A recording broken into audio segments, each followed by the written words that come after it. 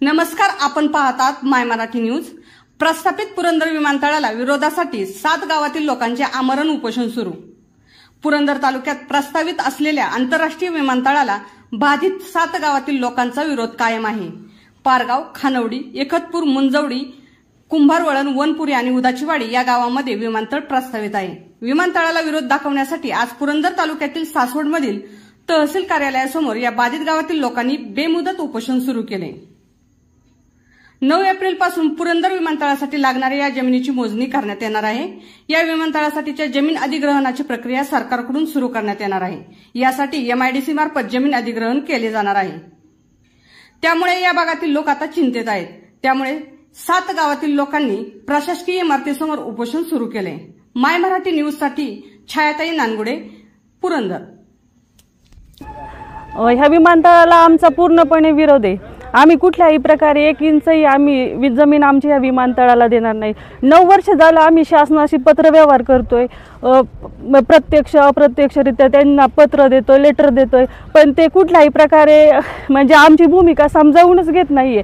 आज हे 70 ते 80% लोक आमचे ह्यांना विस्थापित करून शासनाला विकास कसला करायचा आहे आणि कोणासाठी करायचा आहे। आज आमच्या फळबागा आहेत, एवढा ऊस बागा आहेत, दार एखादा कारखाना मावेल इथे एवढा ऊस आहे आज आमच्याकडं।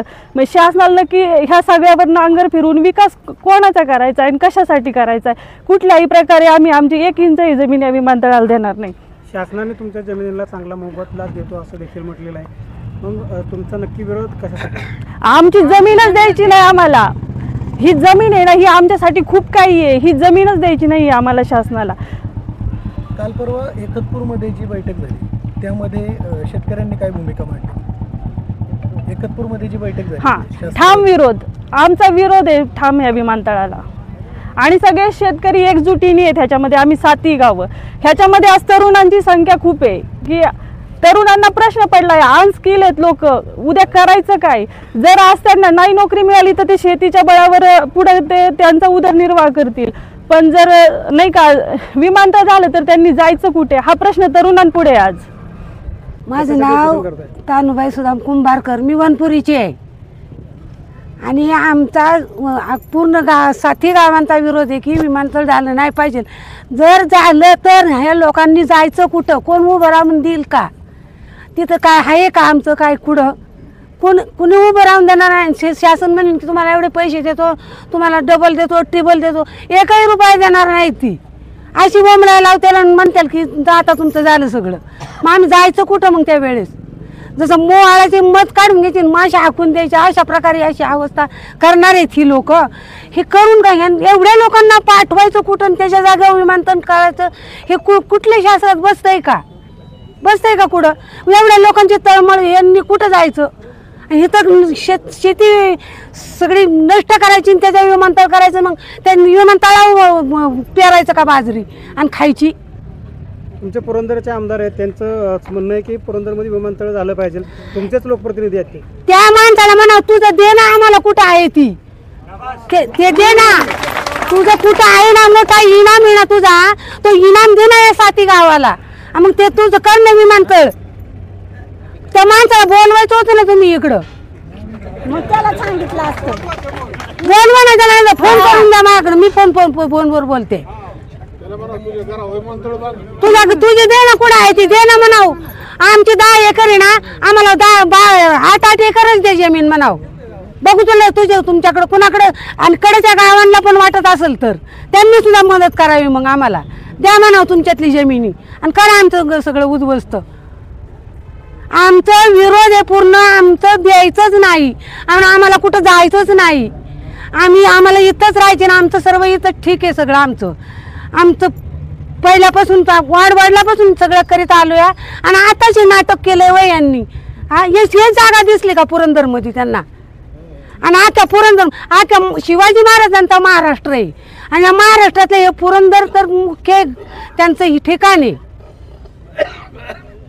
त्यांनीच असं करायचं, ते राजांनी एवढं कमावलंय दिलंय आणि हे कुठून आले? हे काय यांनी खरेदी घ्यायला पैसे दिले का? वीर पाड्या पैसे दिले का? पट्टी भरतोय आपण आणि आमची जमीन म्हणायचं। आमची जमीन विमानतळास 1 इंचही द्यायची नाही।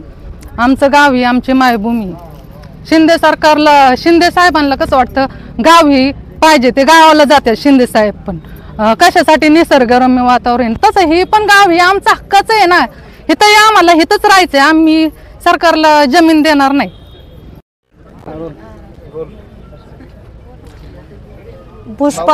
पुष्पा विलास मेमाने. आमची सरकारला एकही इंच जमीन द्यायची ना. आमची मुलं आहेत, त्यांना बायका द्यायना कोण, हे जमिनी जायच्या म्हणून. आम्ही जायचं कुठं, राहायचं कुठं, काय करायचं आम्ही. आमची गाय आहेत, ही आहे, सगळं शेतीवाडी आहे, काय करायचं. शेती जरी गेल्या आम्ही जगायचं कशावर. सरकारने काहीतरी विचार करायला पाहिजे ना. नको का करायला विचार आमचा. मुलांना नोकरी मिळतील ना विमानतळानंतर, असं सरकारकडून सांगितलं. विमानतळाला उलट्या इथल्या कंपन्या लांब नेत्यात आणि आमच्या मुलांना काय आहे का पगार आहे का काय आहे. आणि म्हणली तुम्हाला अमकं करू तमकं करू. काय करते सरकार, काही करू शकत नाही. एकही इंच आमची जमीन सरकारला द्यायची नाही.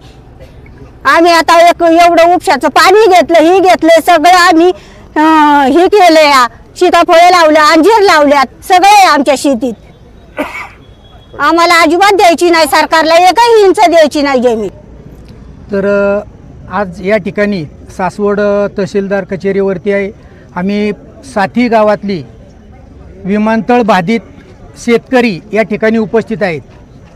तर आपल्या माध्यमातनं माझं शासनाला आणि राज्यकर्त्यांना एक सवाल आहे की काही ठराविक राज्यकर्त्यांच्या इच्छेसाठी तुम्ही या 7 गावावर जर नांगर फिरवत असाल तर हे शेतकरी कदापि सहन करणार नाही.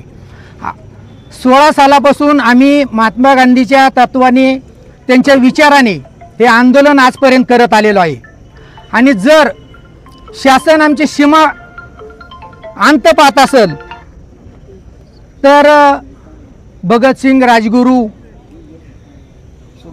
सुखदेव यांच्या प्रमाणे सुद्धा आम्हाला वागता येतं, पण आम्ही तो मार्ग अवलंबत नाही. शासनाला आमची विनंती आहे की तुम्ही काही ठराविक राज्यकर्त्यांच्या हट्टापोटी हे जे 7 गावावर जे लादू पाहत आहेत, हे आपलं स्वप्न कधी साकार होणार नाही.